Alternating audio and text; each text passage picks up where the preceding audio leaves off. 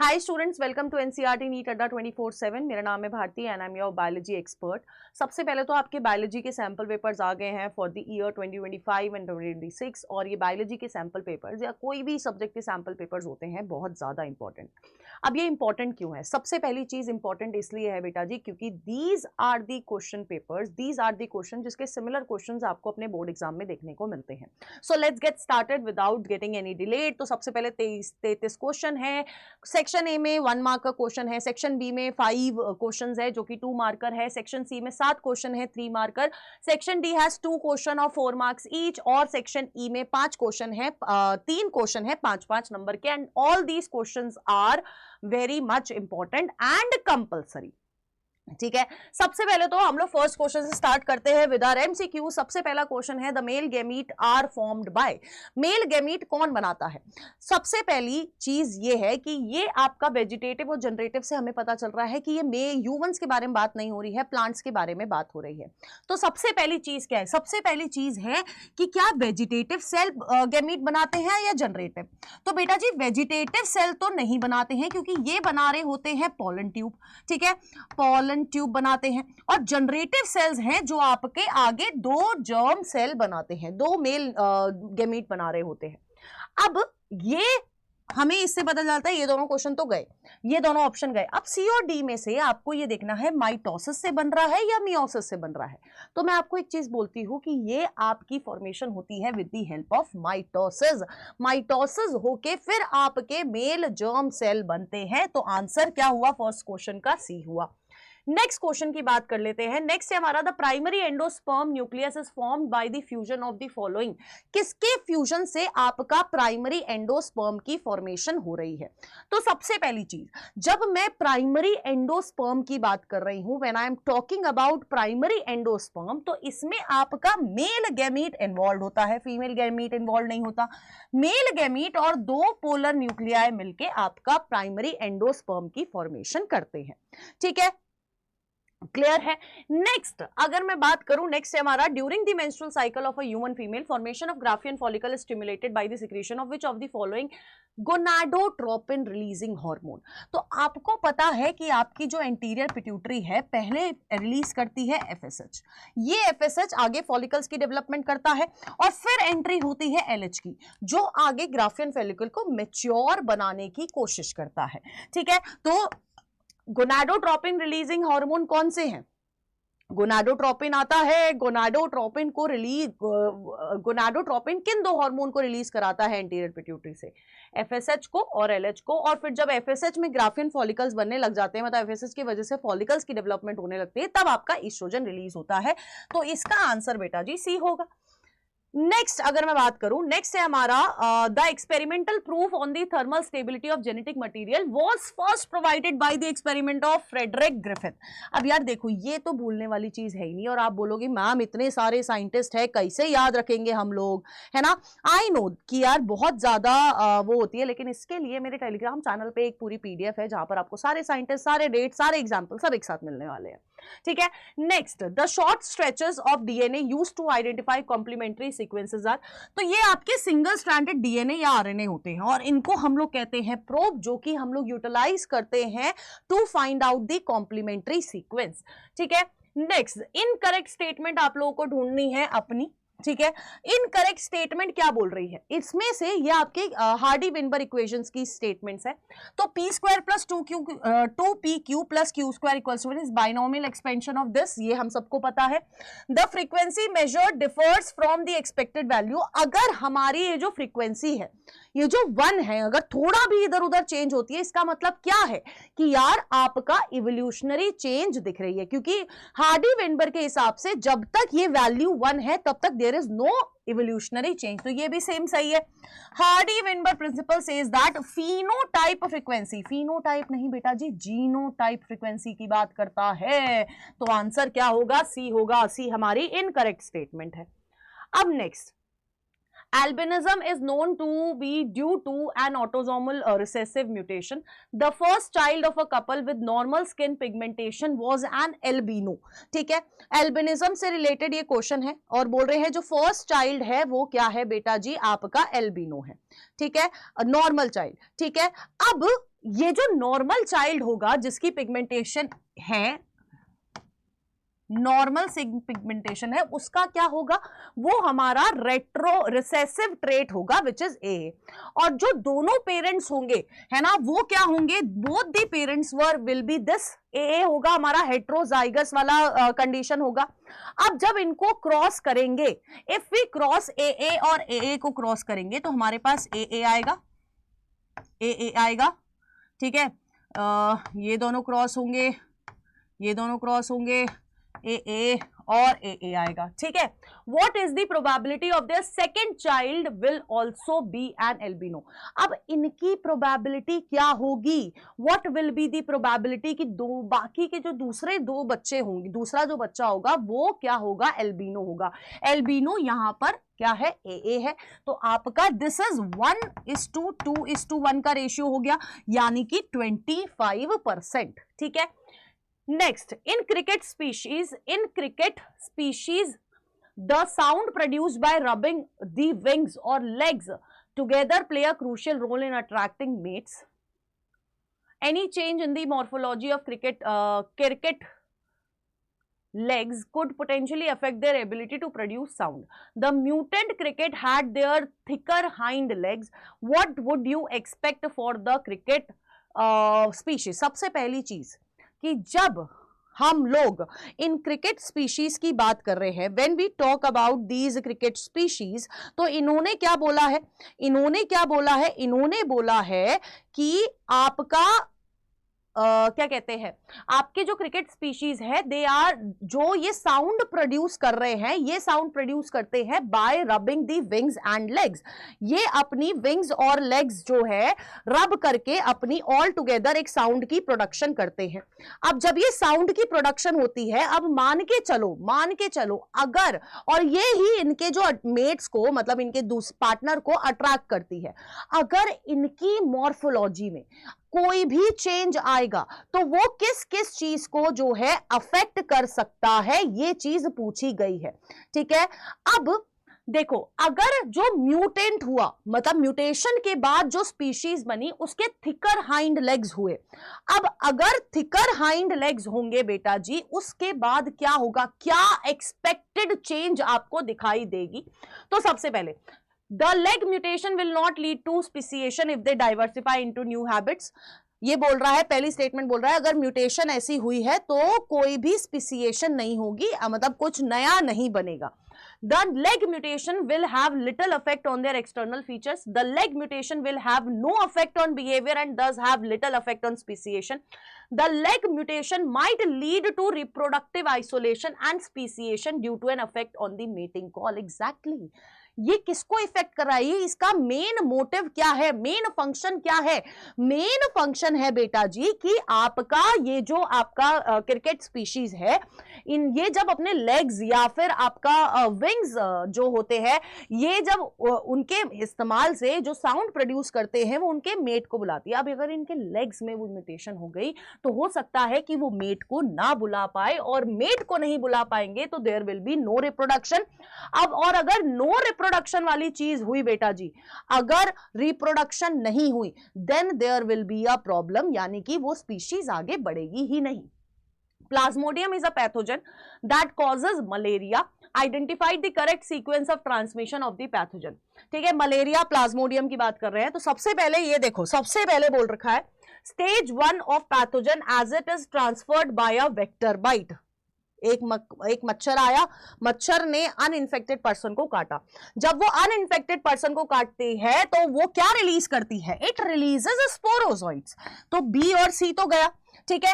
अब जब वो स्पोरोजोइट रिलीज करती है तो स्पोरोजोइट सबसे पहले कहां जाते हैं, ये लिवर में जाते हैं। लिवर में दे एसेक्सुअली रिप्रोड्यूस, वो फट जाता है, फिर वो एरिथ्रोसाइट के पास जाता है।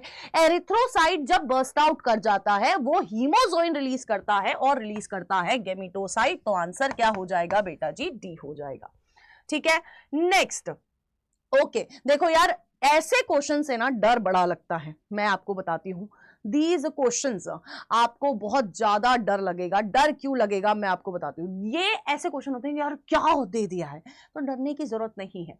Which mRNA will be translated to a polypeptide chain containing 8 amino acid. इनमें से कौन सा है जो कि ट्रांसलेट होगा, ठीक है।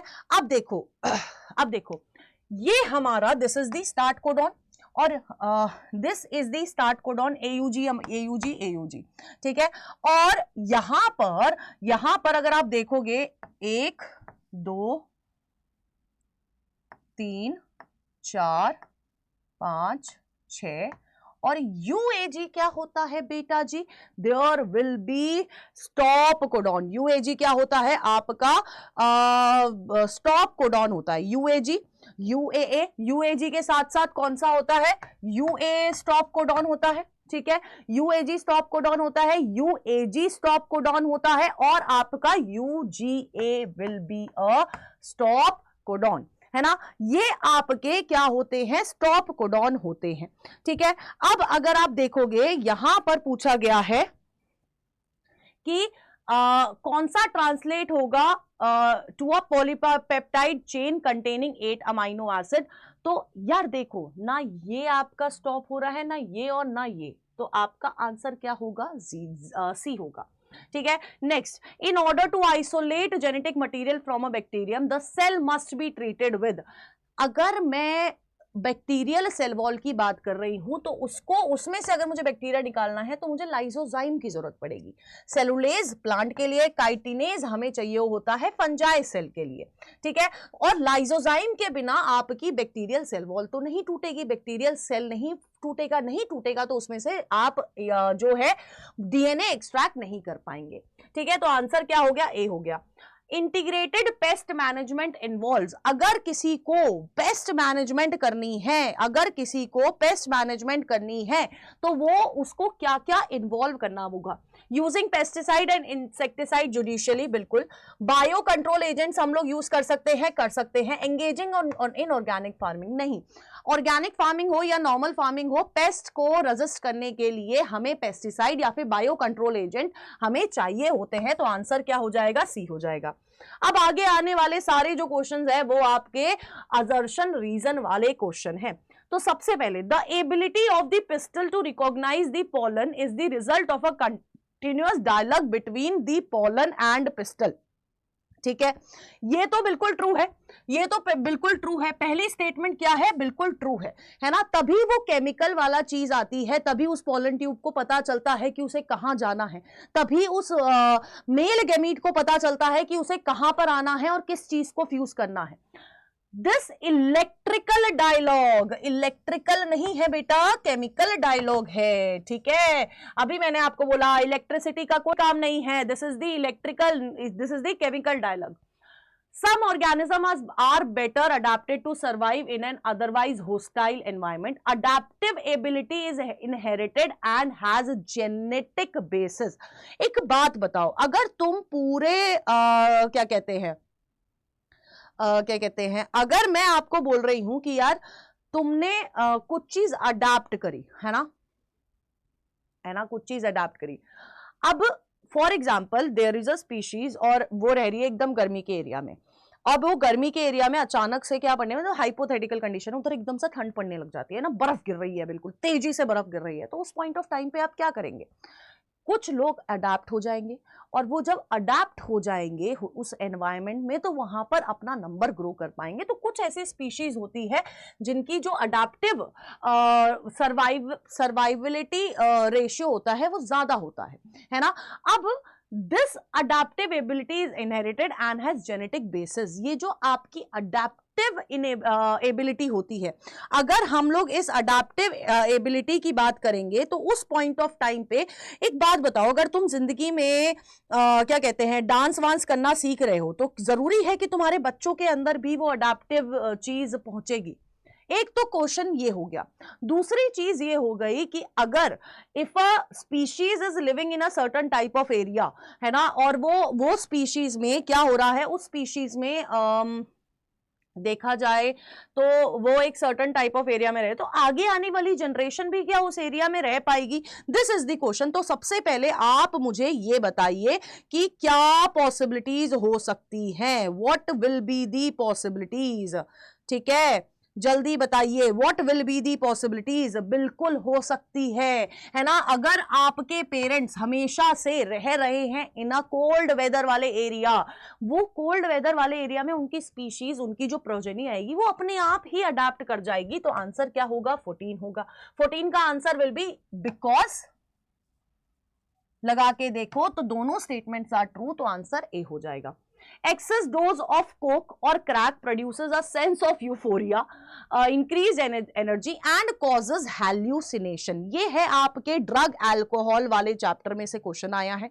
ठीक है, अब अगर मैं ड्रग अल्कोहल वाले क्वेश्चन में से पूछूंगी तो कोक और crack is produced taken out by a plant, जिस प्लांट का नाम है एरिथ्रोजाइलम कोका। ठीक है, अब अगर मैं उस एरिथ्रोजाइलम कोका की बात करती हूं, if I talk about that Erythroxylum Coca, तो वो कोका क्या कर रहा है? वो क्या क्या यूफोरिक इफेक्ट देता है, बिल्कुल सही है। वो energy, euphoria is increased energy only, है ना, तो वो भी आपको प्रोवाइड करता है, और हेल्यूसिनेशन भी कॉज करेगा। ठीक है, अब it interferes with the transport of dopamine. Dopamine क्या है? Dopamine is a type of neurotransmitter, और ये आपका जो कोक है ये भी क्या करता है? ये आपके इस डोपामीन के ट्रांसपोर्ट में इंटरफेरेंस दिखाएगा। Both the statements are true. अब क्वेश्चन ये है कि क्या आपका रीजन असर्शन को एक्सप्लेन कर रहा है? क्या डोपामिन की ट्रांसपोर्ट को इंटरफेयर करने के वजह से ही आपका ये हो रहा है, हेल्यूसिनेशन कॉज हो रही है? जल्दी बताएंगे। बिल्कुल, अगर डोपामीन को अफेक्ट नहीं करा गया, डोपामीन इज अ न्यूरोट्रांसमीटर जो एक को दूसरी जगह पर, मतलब एक सिग्नल को दूसरे सेल तक पहुंचाएगा, तो वो बिल्कुल ठीक रहेगा। लेकिन यहां पर हमने उस न्यूरोट्रांसमीटर को इफेक्ट कर दिया, तो आंसर क्या होगा? ए होगा। Rosie was the first transgenic cow to make more nutritionally balanced milk for consumption of human babies. The milk of Rosie's cow contained human beta-lactalbumin, which made the milk rich in protein.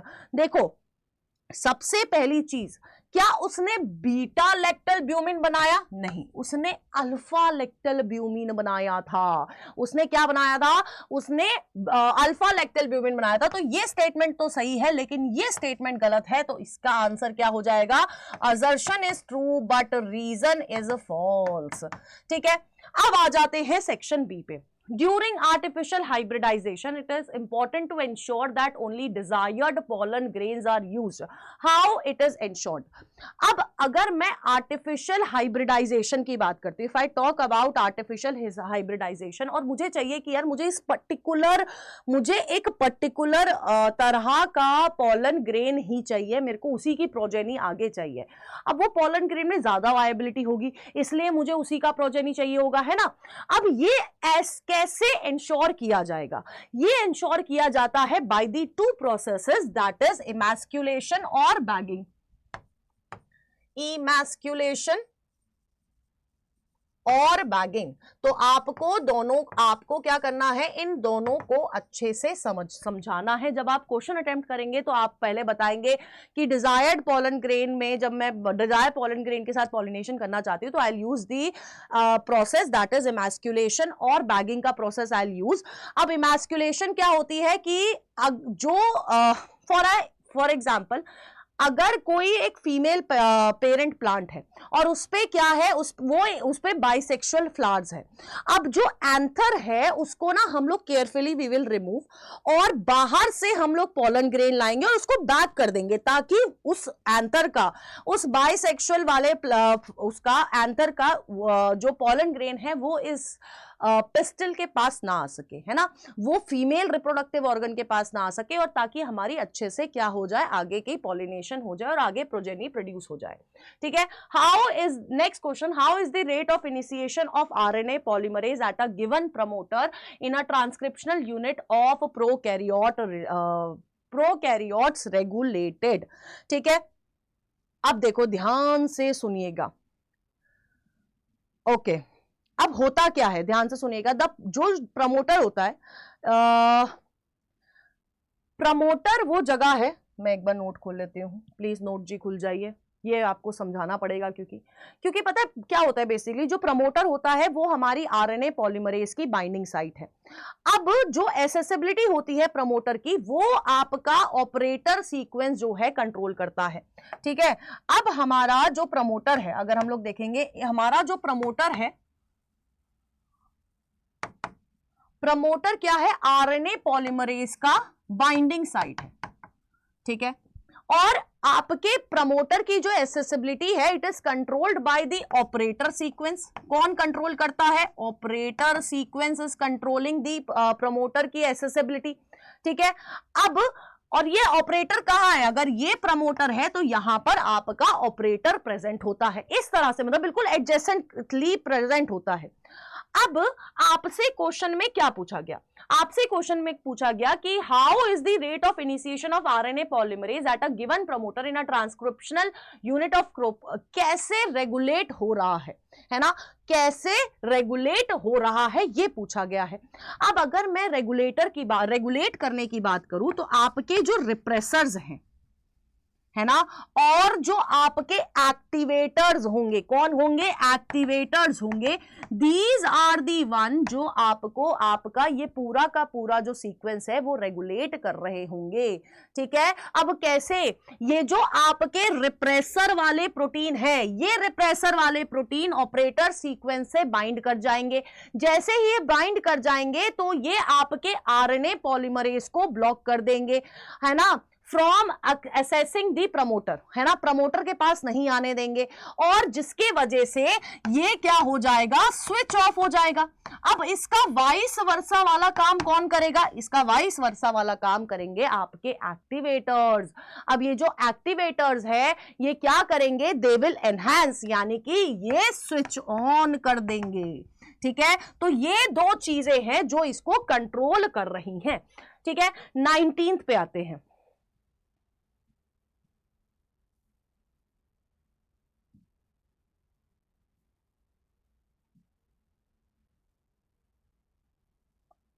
The table shows a hypothetical blood report of a patient. Doctor बनने वाले हो, देखो अभी से हम लोग blood report वगैरह check कर रहे हैं, ठीक है।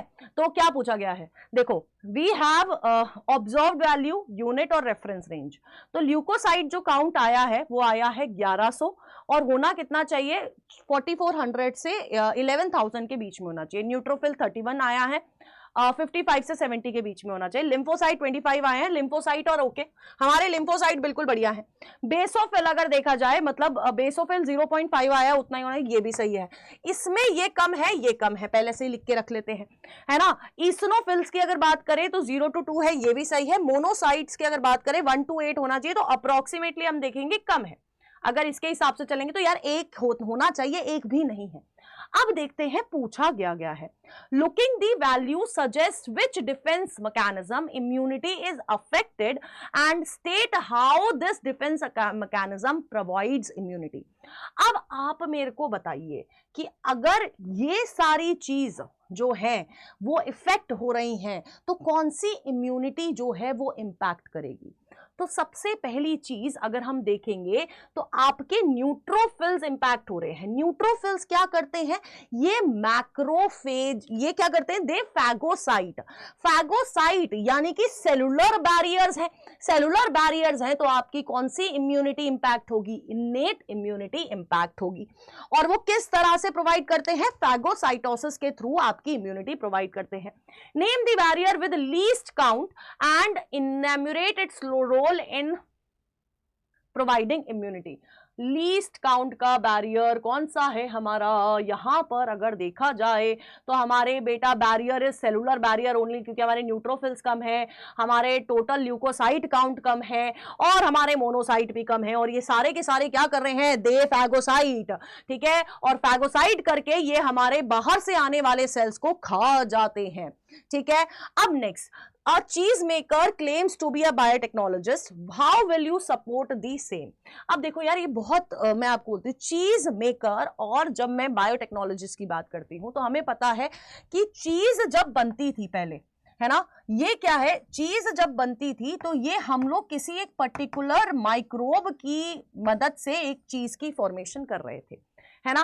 अब this is what refers to the आपकी ट्रेडिशनल बायोटेक्नोलॉजी। ये क्या है, this is the traditional biotechnology, जहां पर हम आपके माइक्रोब का इस्तेमाल कर रहे हैं। जो मॉडर्न बायोटेक्नोलॉजी है उसमें हम लोग उस माइक्रोब का भी इस्तेमाल कर सकते हैं, उस माइक्रोब के मॉलिक्यूलर एनालॉग्स यानी कि प्रोटीन हो गया, जेनेटिक मटेरियल हो गया, इन सब का इस्तेमाल करेंगे।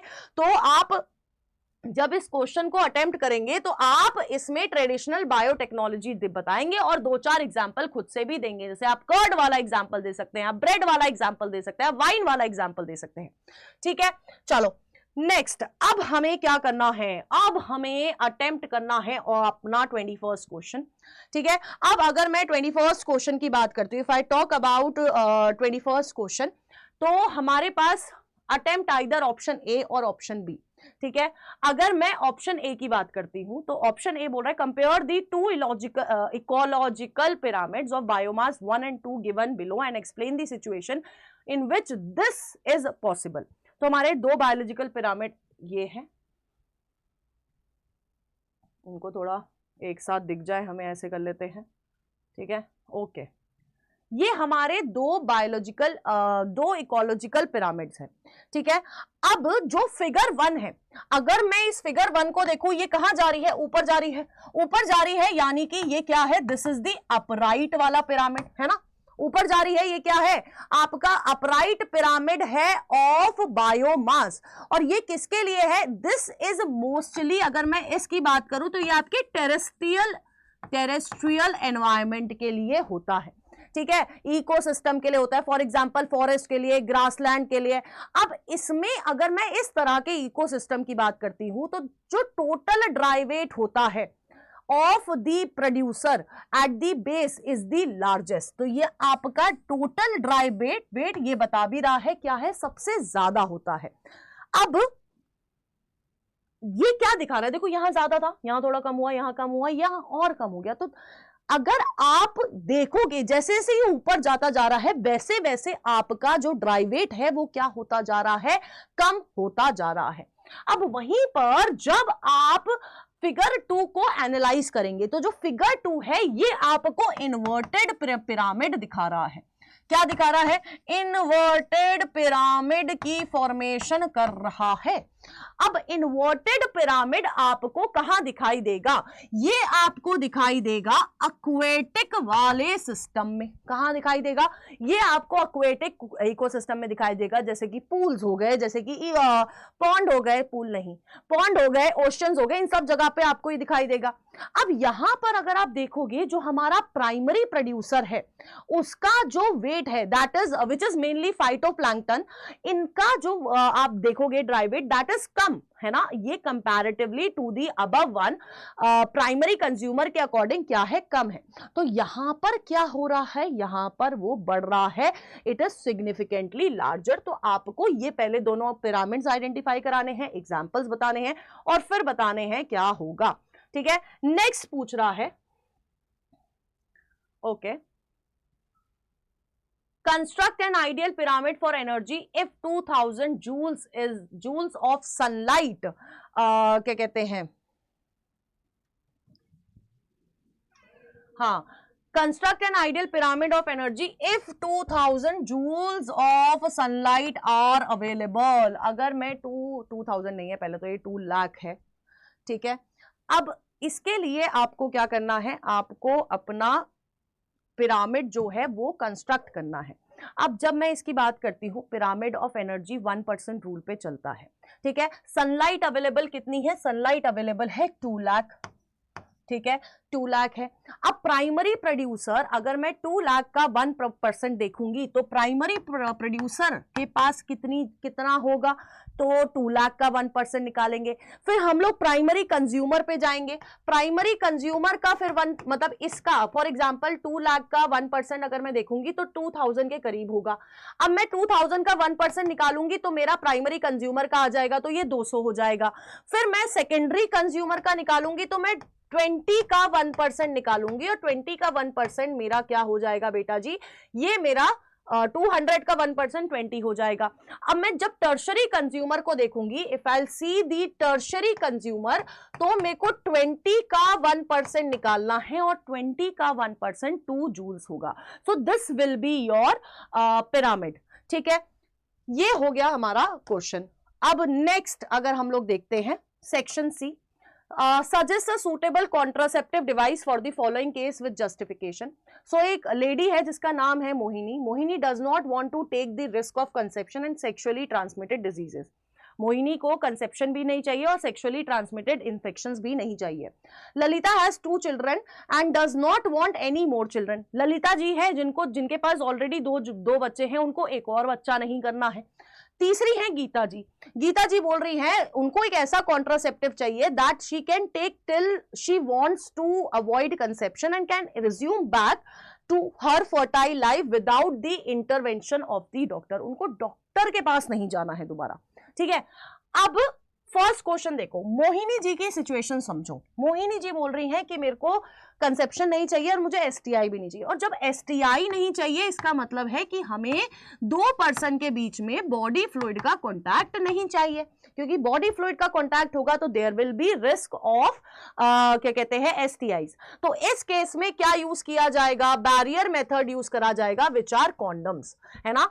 मेल कॉन्डम्स आपको कॉन्सेप्शन भी प्रोवाइड करती हैं, मतलब कंसेप्शन प्रोवाइड करती हैं, आपको कॉन्ट्रासेप्शन प्रोवाइड करती है, कंसेप्शन प्रोवाइड नहीं करती, कॉन्ट्रासेप्शन प्रोवाइड करती है, और सेक्सुअली ट्रांसमिटेड इन्फेक्शन से भी बचाती है। तो मोहिनी जी को बोला जाएगा कि यार आप फीमेल कॉन्डम या मेल कॉन्डम यूज कर सकते हैं, है ना, ड्यूरिंग इंटरकोर्स। अब नेक्स्ट है ललिता हैज 2 चिल्ड्रन और उनको एक और बच्चा नहीं करना है। एक और बच्चा नहीं करना है तो आप इन मैडम से बोल सकते हैं कि यार आप अपना क्या करा सकते हैं, ट्यूबेक्टोमी करा सकते हैं। बट इसका जो रिवर्सिबिलिटी रेट है वो क्या है, बिल्कुल कम है ही नहीं, मान के चलो। ठीक है, अब जो गीता है, गीता जी बोल रही हैं कि यार मुझे ना डॉक्टर के पास नहीं जाना, ठीक है, और मुझे एक ऐसा कॉन्ट्रासेप्शन चाहिए कि मैं वापस अपनी लाइफ में, अगर जब मैं फर्टाइल होना चाहूं तो मैं अपनी फर्टाइल वाली लाइफ में वापस आ जाऊं। तो अगर हम इसको आईयूडी देंगे, आईयूडी के लिए भी इसको डॉक्टर के पास जाना पड़ेगा। ठीक है, ट्यूबेक्टोमी हम इसको दे नहीं सकते, इम्प्लांट्स हम इसको दे नहीं सकते, क्योंकि इसके लिए भी हमें डॉक्टर के पास जाना पड़ेगा। इम्प्लांट्स को निकलवाना है, आईयूडीज को निकलवाना है। हम इसको क्या देंगे, हम इनको बोलेंगे आप मैडम पिल्स का इस्तेमाल करो, कॉन्ट्रासेप्टिव पिल्स आप यूज कर सकती हैं। और कॉन्ट्रासेप्टिव पिल्स में भी जो हमारा बिल्कुल बिल्कुल कम साइड इफेक्ट वाली है, तो हम लोग सहेली के लिए उनको बोल सकते हैं कि यार आप सहेली यूज कर लीजिए। ठीक है, तो ये आपका हो सकता है।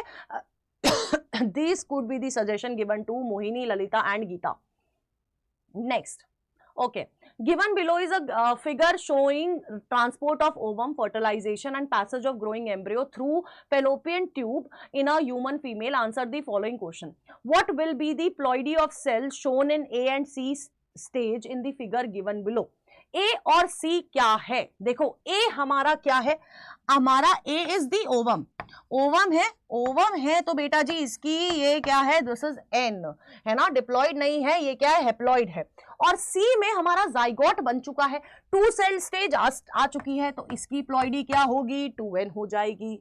What will happen if component L, L कहाँ है, okay, L is the trophoblast as shown in the figure G, does not attach properly to the endometrium। अब देखो हमें पता है कि जो आपका L है, L क्या है, हमारी ट्रोफोब्लास्ट वाली लेयर है।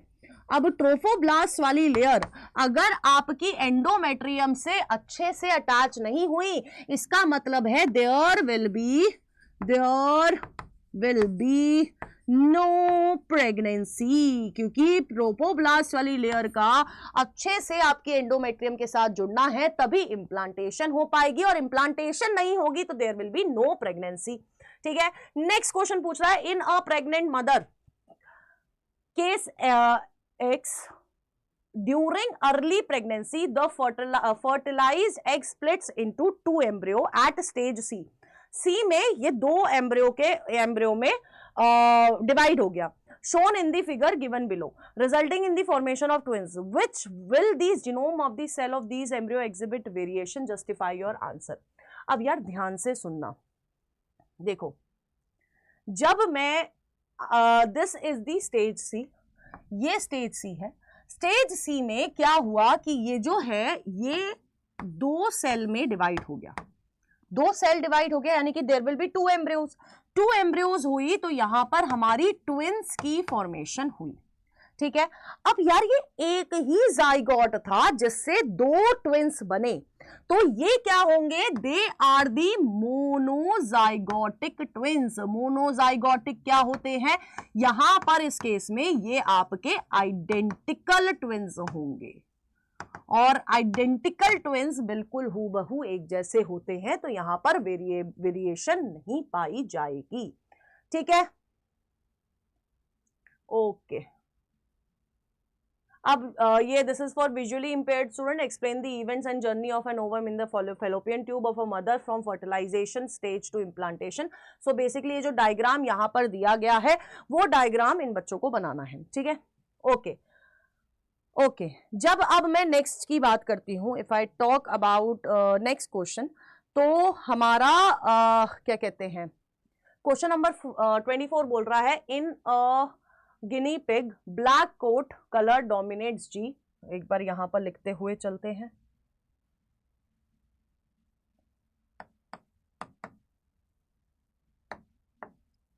जी। ठीक है, और ओवर वाइट विच इज जी, छोटा जी, वाइट क्या है हमारा, इज छोटा जी, तो ये रिसेसिव हो गया। ठीक है, next, and brown eyes, brown eyes dominate कर रही हैं, ब्राउन आईज डोमिनेट कर रही हैं, तो उसको हम लोग बड़े कैपिटल लेटर से लिखेंगे बी, है ना। Over blue eyes, blue eyes क्या है हमारी, रिसेसिव है। ठीक है, ब्लू आईज आर रिसेसिव, तो इसको हम लोग छोटे अल्फाबेटिकल ऑर्डर में लिखेंगे।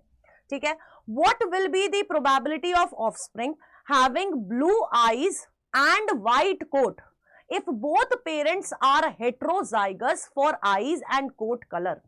Find out the probability of using by using Punnett square। देखो मैं आपको बहुत सिंपल बता रही हूं, इन्होंने क्या बोला है कि दोनों के दोनों पेरेंट्स क्या है, वो हेट्रोजाइगस है। हेट्रोजाइगस का मतलब है आपको जो क्रॉस करना है जीजी और बीबी और जीजी और बीबी के बीच का क्रॉस करना है।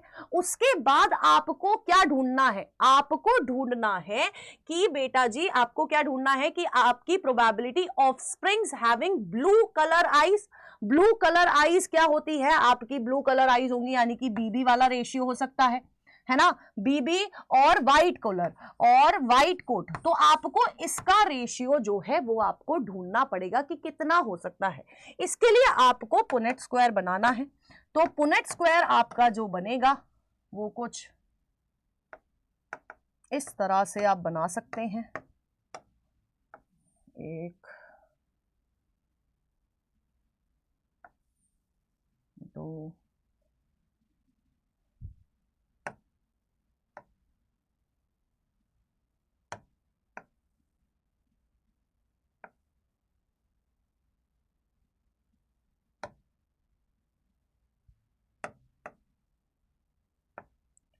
ठीक है, और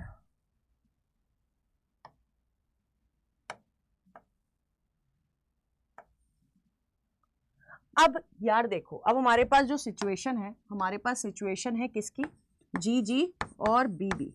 ठीक है, अब अगर आप इनके गैमीट्स की फॉर्मेशन करोगे तो एक हमारे पास जी बी गैमीट आएगा, फिर एक हमारे पास जी और बी वाला गैमीट आएगा। ठीक है, एक हमारे पास जी और बी वाला गैमीट आएगा, और एक हमारे पास जी और बी वाला गैमीट आएगा। ये 4 गैमीट आएंगे। ठीक है, तो इनको यहां पर लिख देते हैं G B, G B, G B और जी बी। ठीक है, सिमिलरली गैमीट्स, क्योंकि दोनों ही हेट्रोजाइगस है, तो सिमिलर गैमीट्स आपको यहां पर भी देखने को मिलेंगे। ठीक है, अब आपको क्या करना है, अब आपको इनको पनेट स्क्वायर में डालना है। तो एक हमारे पास सिचुएशन होगी जी जी बी बी, ठीक है, एक हमारे पास होगी ये वाली सिचुएशन, एक हमारे पास होगी ये वाली सिचुएशन, और एक हमारे पास होगी जी जी बी और बी।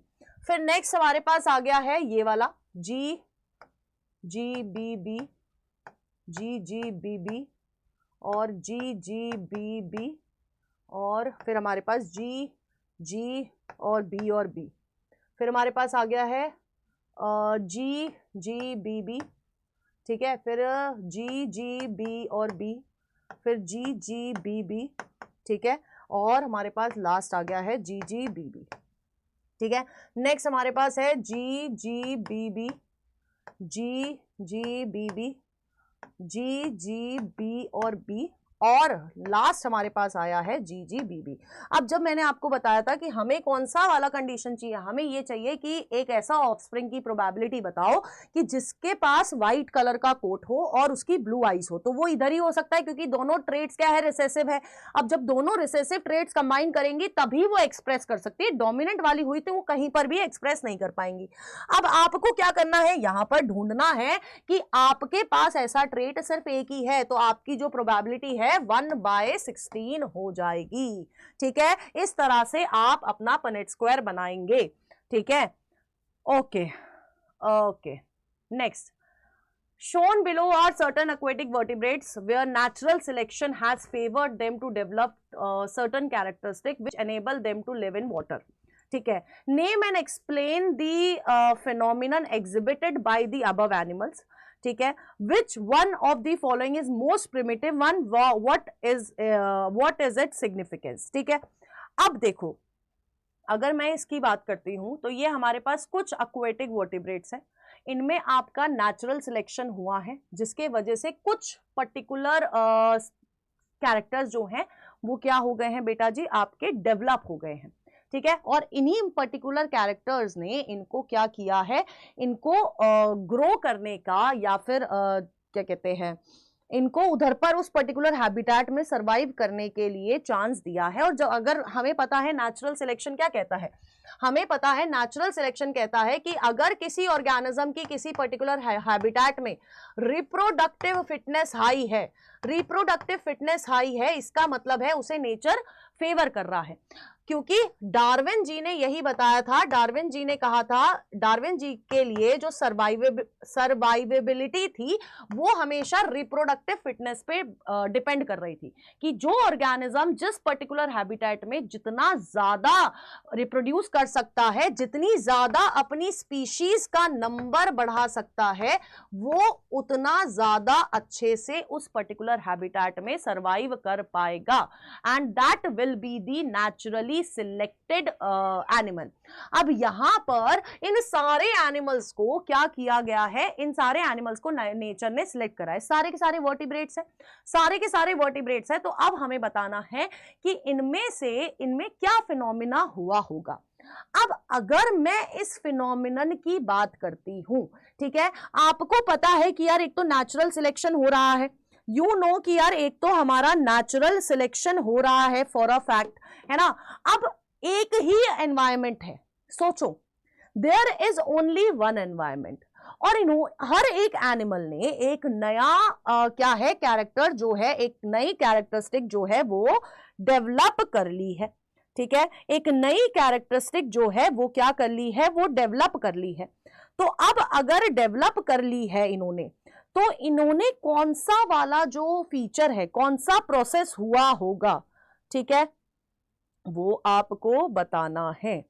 अब यहां पर ध्यान से देखिए, अगर आप इन एनिमल्स को देखेंगे, if you will see the animals, तो इन सबके बीच में आपको जो है एंसेस्ट्री डिफरेंट लगेगी, है ना। इन सबके जो एंसेस्टर्स हैं, इन सबके जो एंसेस्टर्स है बेटा जी, वो क्या होंगे, they will be different. Anatomical structures क्या होंगे, वो डिफरेंट होंगे, ठीक है, लेकिन इनके फंक्शन सिमिलर होंगे, है ना। एनाटॉमिकल डिफरेंसेस आपको दिखाई दे रहे होंगे, और आपको जो फंक्शन है, क्योंकि एक ही जगह पे ये वो कर रहे हैं, डेवलप कर रहे हैं, तो इनको फंक्शन क्या होंगे, सेम होंगे, एक ही हैबिटेट है। ये कन्वर्जेंट इवोल्यूशन दिखा रही है, this is the convergent evolution, की पहले कोई लेना देना नहीं था, फिर लेना देना है। साथ ही साथ ये कन्वर्जेंट इवोल्यूशन के साथ आपको एक और चीज आपको शो कर रही है, एंड दैट पर्टिकुलर वन चीज इज अडैप्टिव रेडिएशन, ठीक है, ठीक है, क्लियर है, इतना क्लियर हुआ, अडैप्टिव रेडिएशन वाला क्लियर हुआ बेटा जी आपका, ठीक है। क्या शो कर रही है, अडैप्टिव रेडिएशन शो कर रही है। अब अगर मैं बी वाले की बात करूं, ठीक है, अगर मैं बी वाले की बात करूं, इनमें से सबसे प्रिमिटिव कौन सा है? एक बात बताओ, salmon, shark, dolphin, seal, blue whale, ichthyosaur, ये है जो सबसे प्रिमिटिव है। This is the most primitive structure. ठीक है, नेक्स्ट। ओके, नेक्स्ट हमारा बायोलॉजिकल ऑक्सीडेशन ऑक्सीजन डिमांड के ऊपर है। ठीक है, क्या है? The BOD of a primary effluent during sewage treatment is reduce. अगर आपका ड्यूरिंग सीवेज ट्रीटमेंट क्या हो गया है? बीओडी रिड्यूस हो गया है। Analyst the process how this is achieved. क्या क्या चीजें हमें करनी पड़ेगी जिसके वजह से हम लोग ये चीज अचीव कर पाए? ठीक है, तो सबसे पहले तो ये जो बीओडी है अकर्स, कब अकर हो रहा है? ये अकर होता है during the secondary treatment of biological treatment phase, secondary treatment में आता है। अब इसमें क्या क्या प्रोसेस हो रहे हैं वो मैं आपको बता देती हूँ। सबसे पहले तो बेटा जी आपका एरेशन हो रहा है। ठीक है, सबसे पहले आपका क्या हो रहा है? आपका एरेशन हो रहा है। उसके बाद आपका ग्रोथ ऑफ, फिर आपके जो माइक्रोब्स होते हैं वो कौन से माइक्रोब्स? एरोबिक माइक्रोब्स जो होते हैं वो ग्रो करते हैं। एरोबिक्स माइक्रोब ग्रो करने के बाद आपका कंजप्शन होता है। ठीक है, किसका कंजप्शन होता है? ऑर्गेनिक मैटर का। ठीक है, ऑर्गेनिक मैटर का कंजप्शन होता है। ठीक है, और उसके बाद आपका बीओडी रिड्यूस होता है। ये 3 प्रोसेस के बाद आपका बीओडी रिड्यूस होता है और फिर आपका क्या कह सकते हैं? सेटलिंग होती है। सेटलिंग होने के बाद आपका बेसिकली क्या यहां पर क्या हो रहा है? एक्टिवेटेड स्लज की फॉर्मेशन होती है, एक्टिवेटेड स्लज। तो ये सारे प्रोसेस होते हैं अगर हमें बीओडी को रिड्यूस कराना है तो। ठीक है, next, expand ELISA on what principle is the ELISA test based? List 2 ways by which an infection can be detected by this test. देखो ELISA क्या है? सबसे पहले तो अगर मैं ELISA की बात करूं तो it is enzyme linked immunosorbent assay. This is what ELISA is. Enzyme linked immunosorbent assay. अगर मैं इसकी प्रिंसिपल की बात करती हूं तो it is based upon the antigen antibody interaction, antibody interaction पे बेस्ड है। ठीक है, it is based on the antigen antibody कि किस तरह से आपका एंटीजन और एंटीबॉडी आपस में इंटरैक्ट कर रही है, न्यूट्रलाइज कर रही है, ऑप्सोनाइज हो रही है, क्या हो रहा है बेसिकली। ठीक है, ELISA एक्सपैंड कर दिया किस प्रिंसिपल पे? List 2 veg by which an infection can be detected by this process. तो आपके 2 वेज क्या हो गए? एक हो गया न्यूट्रलाइजेशन के बेसिस पे और दूसरा हो गया बेटा जी ऑप्सोनाइजेशन के बेसिस पे। ये 2 वेज हैं जिसके वजह से आपका क्या कह सकते हैं, एक कोई इन्फेक्शन जैसे कि आपका HIV हो गया है ना, ये सारी चीज HIV एड्स हो गया, ये आपकी चीजें जो हैं वो हम लोग पता कर सकते हैं, डिटेक्ट कर सकते हैं। ठीक है, next, the population pyramid of Japan 1950, Japan 1950, 2007 and 2050 are shown in the given below. ठीक है, ये आपका 1950 का है, ये 2007 का है और वो आपका 2050 का है। तो सबसे पहले हम लोग आइडेंटिफाई करेंगे पिरामिड्स। तो सबसे पहला जो पिरामिड है 1950 का जो पिरामिड है ये क्या है? दिस इज एक्सपेंसिव या फिर ट्रायंगुलर। ये आपका एक्सपेंसिव है और ट्रायंगुलर शेप है, ट्रायंगुलर शेप पिरामिड है। ठीक है, 2007 वाला कैसा है? कंस्ट्रक्टिव है, दिस इज कंस्ट्रक्टिव और अर्न शेप है। ठीक है, अर्न शेप्ड पिरामिड है। ठीक है, नेक्स्ट अगर हम लोग बोलेंगे तो नेक्स्ट है हमारा दिस इज अ पिरामिड जो आपको पॉपुलेशन डिक्लाइन होती हुई दिखाई दे रही है और अगर आप देखोगे तो it is also urn shaped pyramid ही है। ठीक है, अब जो 1950 का पिरामिड है वो आपको क्या शो कर रहा है? The pyramid of 1950 is a clear representation of कि जापान जो है 1950 में उधर पर जो यंग पॉपुलेशन थी वो रैपिडली ग्रो कर रही थी। ठीक है, ये क्या है, ये आपकी जो जापान की पॉपुलेशन है 1950 में इट वाज रैपिडली ग्रोइंग। ठीक है, अब जैसे जैसे 2007 आया जो, तो 2007 का पिरामिड दिखा रहा है कि जो बर्थ रेट है वो सिग्निफिकेंटली ड्रॉप हुआ। ठीक है, और लाइफ एक्सपेक्टेंसी इंक्रीज हो गई, जिसके वजह से आपके जापान में there are fewer young people, क्योंकि बर्थ रेट क्या हुआ, डिक्रीज हो गया, और लाइफ एक्सपेक्टेंसी बढ़ने की वजह से ओल्डर पीपल की पॉपुलेशन ज्यादा होगी। अब जो हमारी 2050 का जापान का ये पॉपुलेशन ग्रोथ रेट है वो दिखा रहा है कि जो वर्क फोर्स है यानी कि जो यंग पीपल है वो डिक्रीज हो रही है, और जो एल्डरली पीपल है, elderly population it is increasing. ठीक है, इसका मतलब क्या है कि अगर वर्क फोर्स कम हो जाएगी, यंग पीपल कम हो जाएंगे, तो काम करने वाले लोग क्या हो जाएंगे, कम हो जाएंगे। बट क्योंकि एल्डरली पीपल आर सर्वाइविंग, इसका मतलब है कि कहीं ना कहीं health care is getting better. ठीक है, ये आपके ये जो पिरामिड्स है वो शो कर रहे हैं। आइडेंटिफाई द एज पिरामिड हो गया हमारा। व्हाट इनसाइट्स आपको क्या थे वो मैंने आपको बता दिए हैं। Next, given below is a set of information about some fruits, कुछ फ्रूट्स के बारे में है। ठीक है, set of information. Fruit PQRS है, P में nucellar cells surrounding the embryo sac develop into the embryo. ठीक है, Q में ovary develops into the fruit by the application of growth hormones. Thalamus contributes to fruit formation और ovary matures into fruit after fertilization. On the basis of the information provided above, answer the following question with justification for each answer. ठीक है, so how many embryo sac will be present in each ovule of S before maturation, and how many eggs will be present in each embryo sac when the embryo sac is developed in a single megaspore?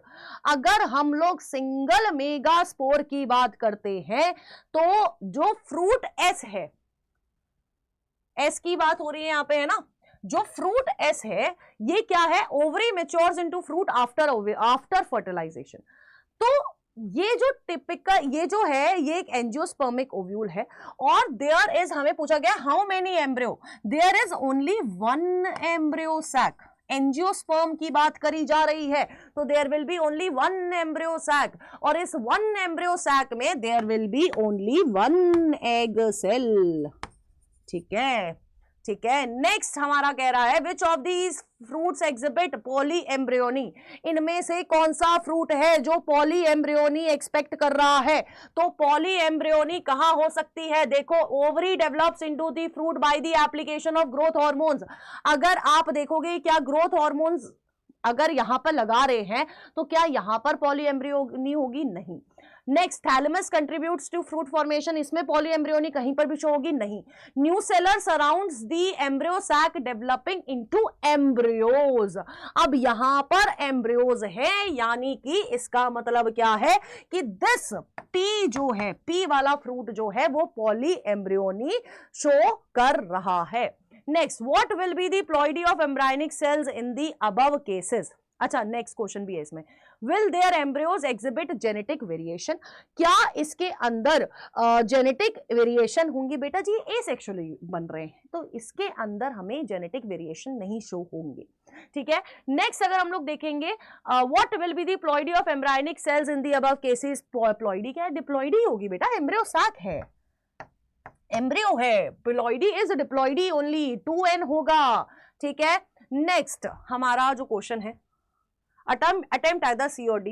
ठीक है, which of these fruits can be considered as parthenocarpic, give a example। बेटा parthenocarpy क्या है, जहां पर हम लोग externally कुछ डाल रहे हैं, ग्रोथ हार्मोन डाल रहे हैं, तो वो हमारा कौन सा था, वो हमारा क्यू वाला था, एप्लीकेशन ऑफ ग्रोथ हार्मोन्स वाला, है ना। तो हमारा क्या है, Q is the parthenocarpic fruit, और parthenocarpic is the development of fruit without prior fertilisation, कि हमने कुछ फर्टिलाइजेशन नहीं करी है और एम्ब्रियो डायरेक्टली फ्रूट में डेवलप हो रहा है by the use of growth hormones.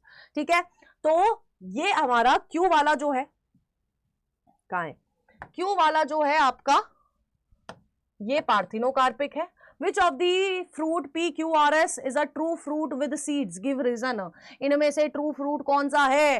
True fruit is the आपका, एक minute, ovary with mature fruit, thalamus contributes to the formation. तो हमारा जो ओवरी विद मेच्योर फ्रूट है after fertilization, after fertilization it is the S. तो ये हमारा S is the fruit, true fruit with seeds, ठीक है, क्योंकि जो जो ट्रू फ्रूट होता है वो ही उसकी ओवरी से, ट्रू फ्रूट का मतलब क्या, ओवरी से, ओवरी जब कन्वर्ट होती है into fruit, that is known as true fruit. तो वो आपको कहां दिख रहा है? वो आपको यहीं पर दिख रहा है। Next, okay, the graph below shows the antibody concentration in the young calves. Study the graph. Okay.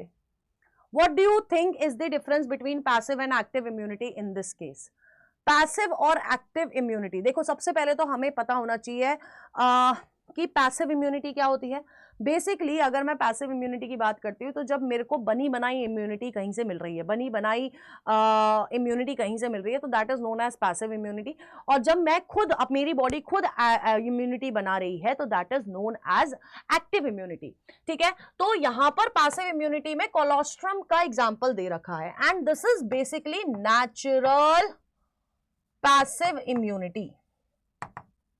और एक्टिव इम्यूनिटी क्या है? ये इम्यूनिटी है जो खुद बनी है, ठीक है। अब हमें क्या डिफरेंस दिखाई दे रहा है कि पैसिव इम्यूनिटी की अगर हम लोग एंटीबॉडी कंसंट्रेशन देखेंगे उस पॉइंट ऑफ टाइम पे स्टार्टिंग में ज्यादा है, क्योंकि कोलोस्ट्रम इज क्या कहते हैं, कोलोस्ट्रम क्या है? एक येलोइश फ्लूइड है जो कि मदर के मिल्क के थ्रू आता है, उस बेबी को मिलता है। तो कोलोस्ट्रम का एग्जांपल दे रखा है, तो स्टार्टिंग में तो हमें हाई रहेगा, है ना, किसी भी बच्चे को, क्योंकि कोलोस्ट्रम के थ्रू क्या हो रहा है, मिल्क मिल रहा है, एंटीबॉडीज मिल रही है, तो उस समय दिस विल बी रिच, तो पैसिव इम्यूनिटी हाई होगी।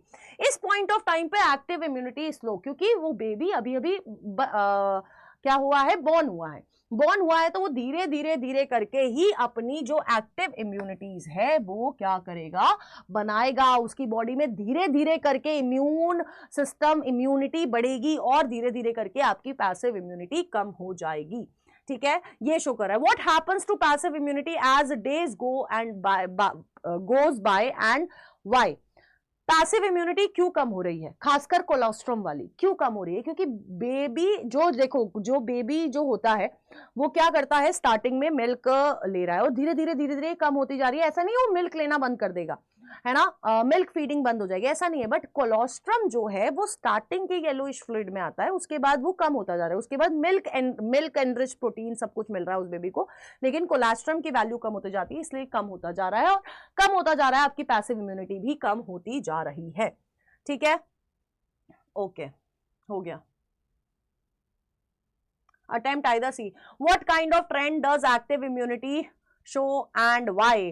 बेटा एक्टिव इम्यूनिटी अगर हम लोग देखेंगे तो ये स्टार्टिंग में कम दिखाई दे रही है, क्योंकि आपकी एक्टिव इम्यूनिटी क्या होती है, इसमें एंटीबॉडीज खुद बन रही है। एंटीबॉडी जब खुद बनेगी तो इट विल टेक टाइम, तो ये आपको स्लोली इंक्रीज करती हुई दिखाई देगी, और ये तभी बढ़ेगी जब बाहर से कोई एंटीजन आएगा, क्योंकि उसी पॉइंट ऑफ टाइम पे ही आपकी जो इम्यूनिटी है, एंटीबॉडीज की फॉर्मेशन चलती है।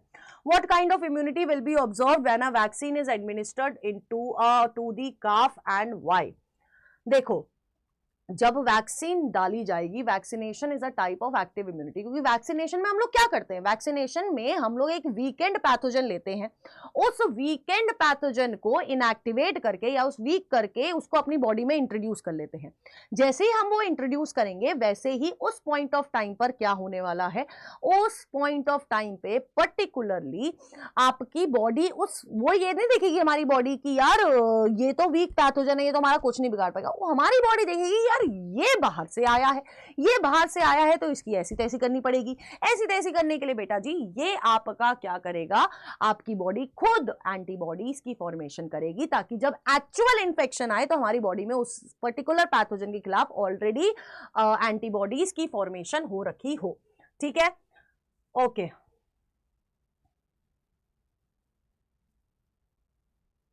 ओके, सेक्शन ई पे आ जाते हैं। Construct a complete transcription unit with promoter and terminator on the basis of the hypothetical template given below. ठीक है, अब जो टेम्पलेट गिवन है वो क्या है आपका, दिस, है ना। अब अगर मुझे इसका एक स्ट्रैंड बनाना है, इसका कॉम्प्लीमेंट्री स्ट्रैंड बनाना है, तो मैं कॉम्प्लीमेंट्री स्ट्रैंड देखो, हमें पता है कि ए का complementary, A is complementary to, लिख जा भाई, मत लिख, मैं यहां लिख लूंगी,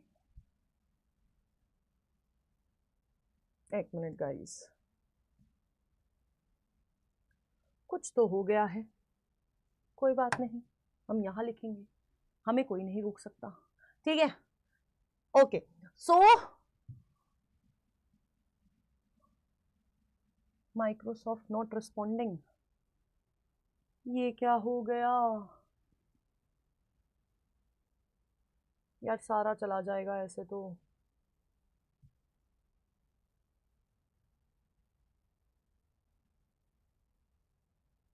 ओके, आ गए भाई, हम आ गए, ठीक है, यहीं कर लेते हैं, इससे पहले ये हमसे नाराज हो जाए, ठीक है।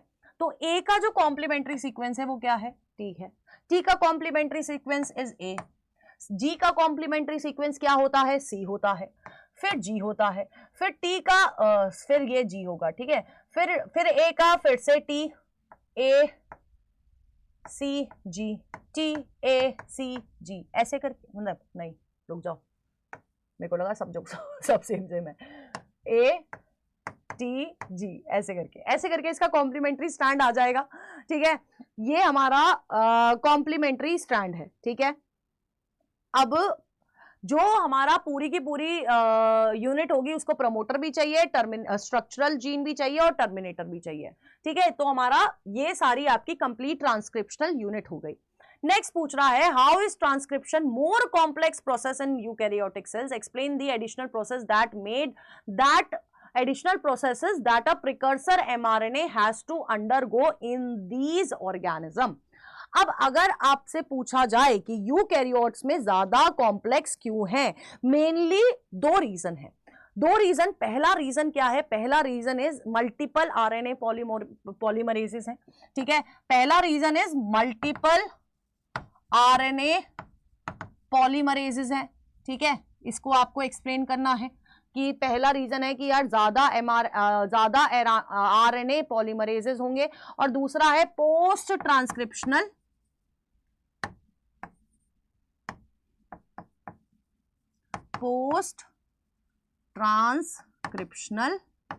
प्रोसेसेस, जैसे कि आपका स्प्लाइसिंग करनी पड़ती है हमें, ठीक है, कैपिंग करनी पड़ती है और टेलिंग करनी पड़ती है, ठीक है। स्प्लाइसिंग करनी पड़ती है,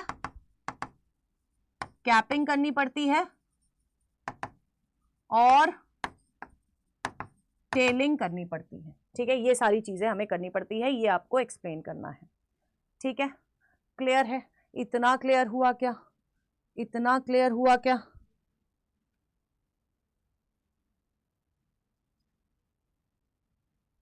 हम्म हम्म क्लास में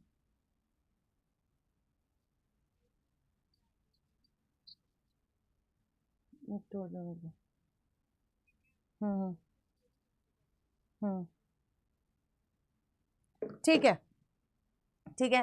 नेक्स्ट हमारा जो है, नेक्स्ट हमारे पास, ठीक है, ये आपका आपको एसिड अमीनो एसिडाइलेशन ऑफ टीआरएनए, ये आपकी एनसीईआरटी में मेंशन है, और इसका रोल इन क्या कहते हैं ट्रांसक्रिप्शन आपको करके देना है। नेक्स्ट हमारे पास है, some plant and animal pathogens serve as one of the tools of recombinant DNA technology, ठीक है। Name one of the animal and one plant pathogen and discuss the pathogenic nature of both, state how they serve as a tool in r DNA technology, ठीक है। तो basically are DNA technology में ये क्या कर रहे हैं, कुछ एनिमल्स और एक एनिमल पैथोजन और एक प्लांट पैथोजन।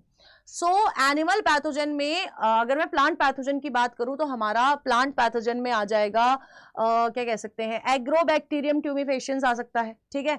हमारा एक क्या आ जाएगा, एग्रोबैक्टीरियम ट्यूमिफेशियंस आ सकता है, ठीक है। एग्रोबैक्टीरियम ट्यूमिफेशियंस क्या है, ये एक तरह का बेसिकली पैथोजन है जो प्लांट को खराब कर रहा है, या फिर हम लोग कहें क्या कहते हैं, मिलॉइडी गाइने जो टोबैको वाला था, है ना, वो उसको खराब करा था, लेकिन फिर हमने क्या करा, आरएनए इंटरफेरेंस कर दिया, ठीक है। हमने क्या करा, आरएनए इंटरफेरेंस कर दिया, ठीक है।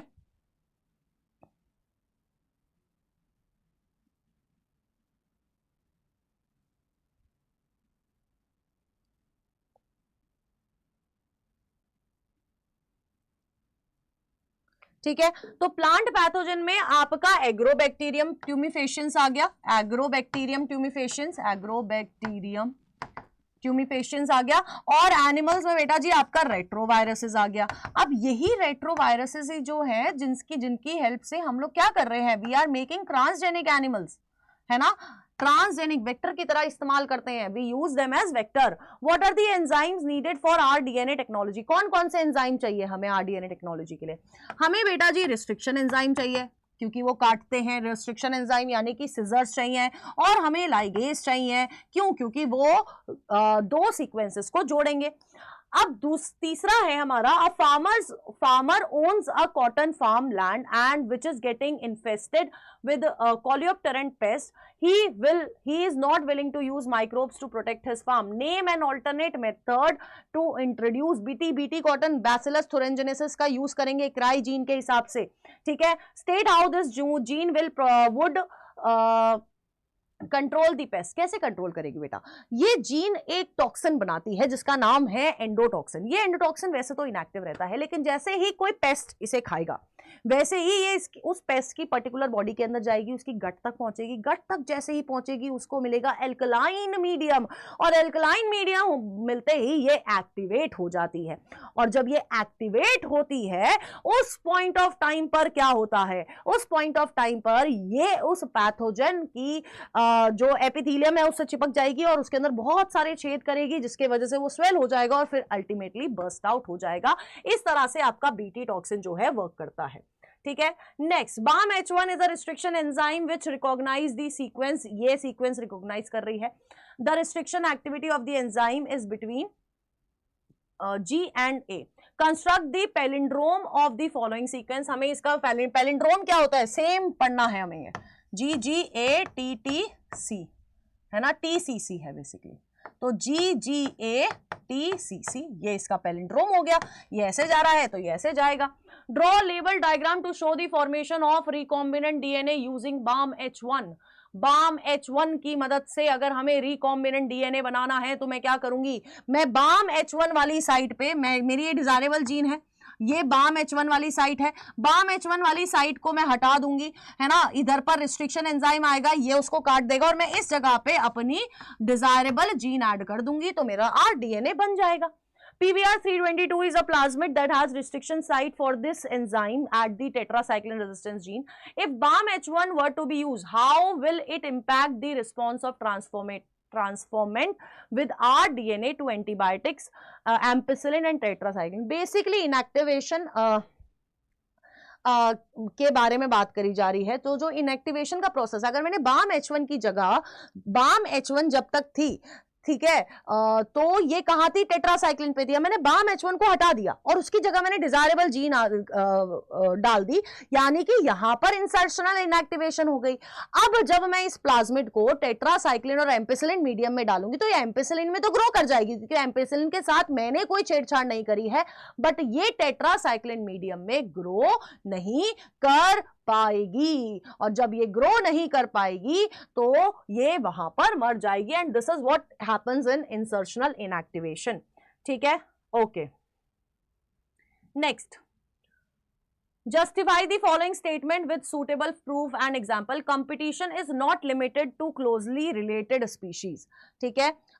सबसे पहले तो it is not limited to closely related species. Example क्या है बेटा जी, फ्लेमिंगोज एंड रेजिडेंट फिशेस, ठीक है। एग्जाम्पल बता रही हूं मैं यहां पर, फ्लेमिंगोज एंड रेजिडेंट फिशेस, ठीक है। Competition is not always dependent on resources being limited. तो competition is always not dependent on the resource अगर लिमिटेड है तो उसी के ऊपर बेस पे क्या कहते हैं, कंपटीशन डिपेंड नहीं करता है। तो ये आपका इंटरफेरेंस कंपटीशन है, this is a type of interference competition. और फॉर एग्जांपल एक टेरिटोरियल बर्ड है, वो it may chase away other birds from a particular area, preventing them from feeding even if there are plenty of food. मतलब एक particular area है और एक bird है वहां पर, तो वो बर्ड क्या है, वो बाकी बर्ड्स को काम उधर पर फीड करने नहीं दे रही है, भले ही वहां पर क्या है, बहुत सारा प्लेंटी ऑफ फूड है, ठीक है, फिर भी फीड नहीं करने दे रही है, ठीक है। फिर नेक्स्ट है बेटा जी आपका competitive exclusion occurs in nature. तो ये आपका गॉस कॉम्पिटिटिव एक्सक्लूजन प्रिंसिपल है। एग्जाम्पल इसमें आ जाएगा कि जो आपका पैरामीशियम ओरेलिया है, it is out competed and eliminated by paramecium caudatum, तो ये आपका एग्जाम्पल में आ जाएगा। कॉम्पीटिंग स्पीशीज में evolve mechanism for coexistence के, यानी कि रिसोर्स पार्टिशनिंग हम कर रहे हैं, तो इसमें क्या आ जाएगा, बेसिकली मैकआर्थर की एक स्टडी है कि there were 5 species of warbler living on the same spruce tree.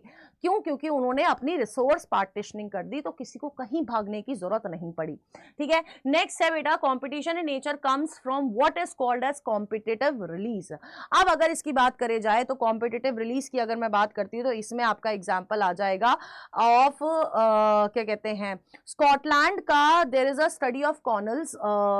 आपके स्कॉटलैंड वाले एरिया में there were small barnacles which is small barnacles है, जो कि मेरे को नाम याद नहीं आ रहा है, कौन से है मेरे को नाम याद नहीं आ रहा है, but still there are small barnacles which is normally restricted to the upper वाला जोन में रिस्ट्रिक्टेड है, और लार्जर वाले जो सुपीरियर बार्नेकल्स है दे आर रिस्ट्रिक्टेड इन दी, मतलब वो उस एरिया में रिस्ट्रिक्टेड है ना। तो जिसके वजह से आपका जो है ये सरवाइव कर पा रहे हैं, ठीक है। They are restricted because they are restricted to the lower zones only. And यहाँ पर आपका पूरा का पूरा सैंपल पेपर हो जाता है समाप्त। एंड फॉर दिस पीडीएफ आपको मेरे टेलीग्राम चैनल को फॉलो करना पड़ेगा, विच इज भारतीयोलॉजी। So stay tuned on NCERT NEET Adda. All the best.